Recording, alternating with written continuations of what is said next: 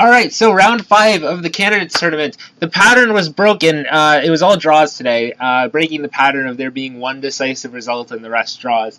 But despite there being all draws, I am entirely satisfied with today's entertainment, if for no other reason than just the extremely entertaining game between Aronian and Caruana. Actually, not as much even the game itself, but a certain possibility that Aronian could have tried was sort of sufficient entertainment for me, actually. Anyways, today's matchups were Anand as white against Nakamura, Giri as white against Svidler, Topalov as white against Karyakin, and the Aronian Caruana game. Now, the way this video is going to work is that we're going to start with the least exciting game, and we're slowly going to work our way up to the most exciting game. So if you're bored to begin with, don't worry, the video is going to get better as it goes on, at least hopefully. So, we're going to start with Anand Nakamura. So Anand Nakamura wasn't very exciting. It started out as a Berlin defense with d3, as is tradition, and this is the position after white's 23rd move. It's been more or less equal all the way. White didn't really manage to get any sort of pull out of the opening. And yeah, they reached this position, where it's really difficult to see any positive plan of action for either side. Yeah, there may be some weaknesses in both sides' camps, but they're quite easily defended. And both sides are very solid. And basically the pawn breaks for either side are more likely to create weaknesses in their own position than actually achieve any sort of probing in the opponent's position. Rook a8 is possible here for black. Nakamura played h6 instead, which is reasonable. Just stopping the queen from coming to g5, I guess. And Anand decided to play g5, which leads to a forcing line that ends in a perpetual. So h takes g5, queen takes g5, and yeah, this following line is more or less forced. Black takes the pawn, white takes a pawn. It's not necessarily forced, but probably it's in both sides' best interest to follow it, or else they might end up slightly worse if they deviate from it. Queen takes pawn with check, king h7, queen h3, and white decided to take the perpetual. So both sides can avoid the perpetual if they want, but there's no real reason to. Like, for example, black could go king g6 if he really wants to play on. But there's absolutely no reason to do that. He's just going to end up worse, probably, with his king now exposed for no reason. And white could also play something else, but black's now got this d-pawn. Material's even, and this d-pawn in some sort of queen or rook, or queen and rook ending, that d-pawn might be scary. White's got an e-pawn, but this d-pawn's a bit further advanced and a bit better supported at the moment. So it makes sense for both sides to take the draw here. And yeah, that was that. So Giri and Svidler both maintain their perfect records of all draws. And finally we get to see Svidler playing a Grunfeld, which is kind of his pet opening, against d4. This was a Fianchetto Grunfeld, in which white probably stood a bit better here, Giri did. The pawn on a4 might be a bit weak. White's pieces generally seem a bit more active, a bit better coordinated. This pawn can be a target as well as this one. And white just has overall a bit more pleasant of a position. Here, Giri could have played d5 and established a passed pawn.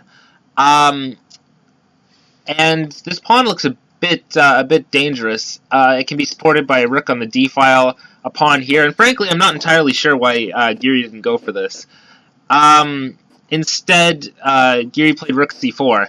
This is the first point in the game where it could have been drawn by repetition. So queen b6, rook b4, queen c7. Black can't really deviate from this sequence. It's white is the one that gets to decide whether he wants to draw or not. So after repeating once, he decided to not go for the repetition yet, and captured on e5 instead, which is a decent choice. And after knight f5, he put his bishop on f4, opposite black's queen. The computer's not especially impressed with that move, although it seems okay. It wants white to put a rook on the d-file. Again, there's a lot of piece play in the center as opposed to some sort of defined pawn structure. So the game's getting closer to petering out to a draw on account of that. Bishop f4 seems like a reasonable move. Like I said, bishop d7, now rook d1, bishop d6. So this is a good plan by Svidler to transfer this bishop around to c6. to oppose white's strong bishop on G2 and sort of negate this pawn being a target as well as covering this pawn. So basically, by putting the bishop on C6, he's ensuring that these pawns won't be a target for quite some time. It's difficult to attack them now. So rook D1, bishop here, rook B D4. So Giri is doubling on the D file. Rook E6, and this is sort of a silent draw offer in a way. He's intending to double his rooks on the E file, but also giving white the chance to take a draw if he wants to by playing knight G5, rook back, and then knight back. And at this point, Svidler could have played something other than rook E6 if he wanted to play for a win. But again, he's playing black. A draw with black isn't a bad result, and if you can do so before move 30 and avoid expending energy to get a draw with black, that's all the better. And Giri seemed willing to take the draw as well. Evidently, he didn't think that he achieved much from the opening, so he decided, well, let's make a draw and then move on, as Giri often does. And the game was repeated, and a draw was had. So Topalov Karyakin featured a line in the Queen's Indian, which we've actually seen Karyakin on both sides of throughout this tournament so far. Okay, we're going to start in this position. This is, I think, maybe the most interesting moment of the game, surprisingly. So Topalov went back to D3.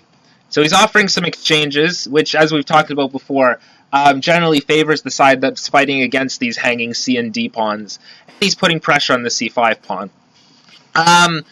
Interesting possibility here was available with knight takes f7, which is an option that's got to be considered by both sides. The point is that after king takes f7, knight takes d5. This is a bit awkward because, well, for one thing, you can't take twice here, because you're going to lose your rook in the corner, and or this guy. So you can't do that. There's only one move here, actually, and that's knight e4, because otherwise... there's various threats to take here, which leaves this guy hanging and this guy hanging from the bishop on G2. And yeah, there's a lot of threats, like involving this loose bishop, involving the placement of black's king. So there's only one move as far as I can tell, and that's knight e4, which interrupts the connection between this guy and this guy. It removes the possibility of knight takes f6 and so on and so forth. And yeah, there's no clear direct knockout for white. White is just going to proceed. He's relying on... He's got 2 pawns for the piece right now, and he's going to rely on his activity, the fact that black hasn't developed these guys yet, and the fact that black's king is going to be unsafe for a little bit to try to claim compensation for his piece. So something like queen d3 with various ideas. You're hitting this guy for a bit, and the queen can come to c4 to put pressure here. Meanwhile, if this knight goes somewhere, which it probably will, white can double on the d file and exert pressure here. And yeah, this looks like interesting compensation for white. So for example, bishop takes f4, bishop takes e4, and yeah, it looks like white's got pretty good compensation. For example, bishop e5, rook d2, again, this is the idea I was talking about, doubling on the d file, queen to c4. White will probably, this pawn will probably drop off at some point, then white will have 3 pawns for his piece. And yeah, this looks like quite an interesting possibility. Admittedly, I haven't analyzed this exhaustively, but this looks like an interesting try for white.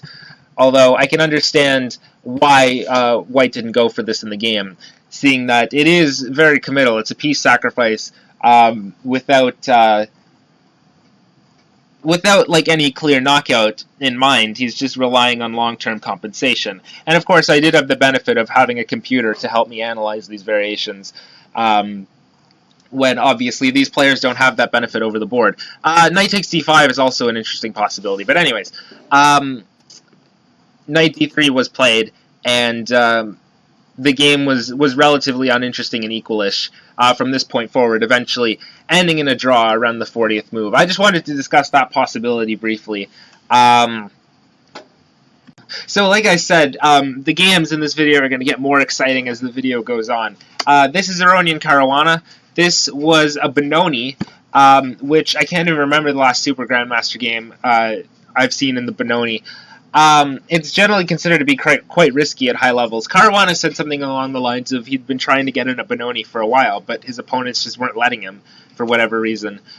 So anyways, this is a typical Benoni position. White's currently occupying the center, but Black's got chances for counterplay. He can strike against it with b5, and he's got some pressure on the e-file and along this diagonal.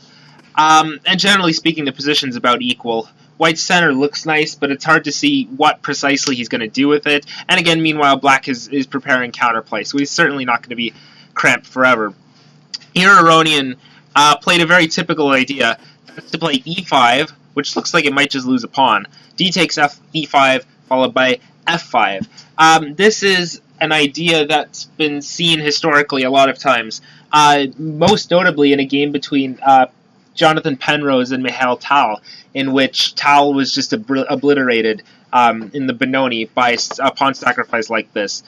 So the point is, first of all, he's diverted this d pawn to e5, so he's got a protected pass pawn on d5 now.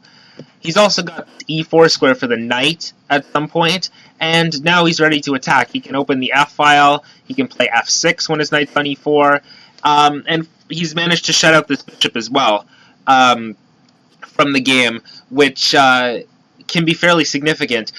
So notice that, like, let's say White plays f5 immediately with the same ideas of pushing f6 or taking here. Now, e5 square is quite weak, and Black can occupy that with a knight. This bishop can come to d4 with check, and the dark squares are generally open for the taking for Black. But by inserting e5 first, not only do we get a protected pass pawn now, but we also manage to seal the e5 square, which is crucial, because now none of those avenues of counterplay are available anymore. Okay, so e4 opening this bishop is a common reply to this, but that doesn't work so well because, yeah, you've opened the bishop, but actually it's being countered by this bishop on b2 right now, so it doesn't have free reign over the dark squares because of its counterpart on b2 shutting down all those options. So Caruana vied for counterplay instead with b5, so he's trying to get his own play. He doesn't want to sit around passively while he gets mated on the king's side. And Aronian put his knight on e4, and Caruana activated this knight, put it on b6, and he's undermining this pawn chain. So he's attacking the c4 pawn, and if the c4 pawn does something, then d5 will be ready to be taken, and Black is generally trying to overturn White's center. Now, there was a really interesting possibility here for Aronian, and I'm basing a lot of what I'm going to be talking about over the next little bit off of a video that Jan Gustafsson did on the Chess24 website, where he analyzed the various things that Aronian could have played here.